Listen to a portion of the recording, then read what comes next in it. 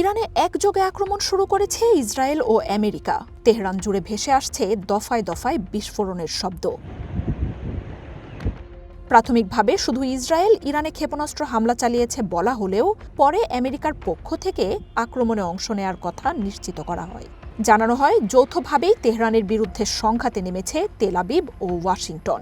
Israel ইরানে এই অভিযানের নাম দিয়েছে লায়ন্স রোর।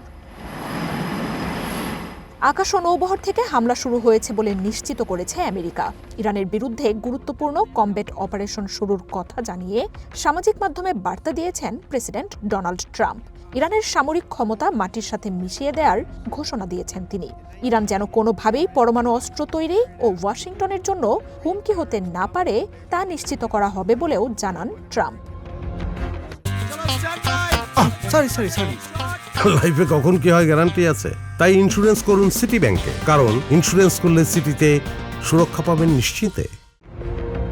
তেহরানের সর্বোচ্চ নেতা আয়াতুল্লাহ খামেনি সহ শীর্ষ নেতাদের বাসভবনগুলোতে বিস্ফোরণের তথ্য উঠে আসছে।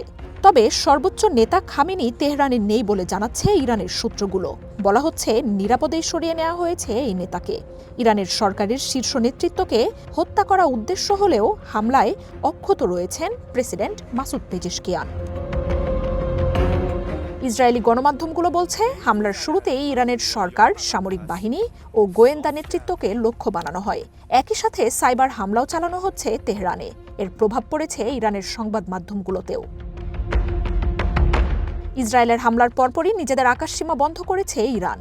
তেহরান ছাড়াও কেরমেনশাহ, লোরেস্তান, তাবরিজ, কওম, ইস্পাহান ও কারাজেও হামলা চালিয়েছে ইসরায়েল আমেরিকা। দেশ জুড়ে একসাথে অন্তত ৩০টি স্থানে হামলা হয়েছে বলে জানা গেছে। হামলায় ইরানের মোবাইল নেটওয়ার্ক বিচ্ছিন্ন হয়ে গেছে। দেশটির উত্তর ও উত্তর পূর্বাঞ্চলেও নতুন বিস্ফোরণের কথা নিশ্চিত করা হয়েছে।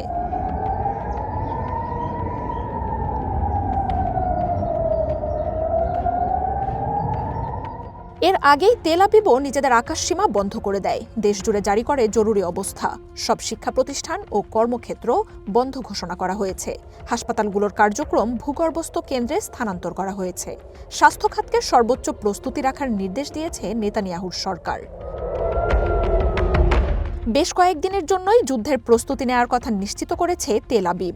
হামলার এই পরিকল্পনা কয়েক মাস ধরেই করা হয়েছে বলেও জানিয়েছে দেশটি। ইরানকে চমকে দিতেই দিনের আলোয় আক্রমণ চালানো হয়েছে বলেও জানানো হয়।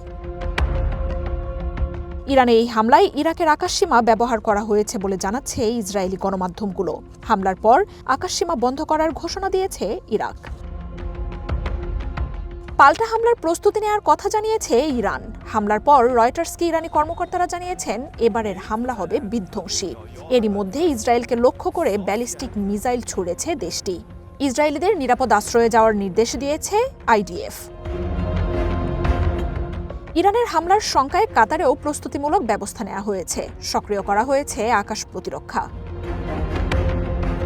মার্জিয়া উপমা, ওয়ান ইন্টারন্যাশনাল ডেস্ক।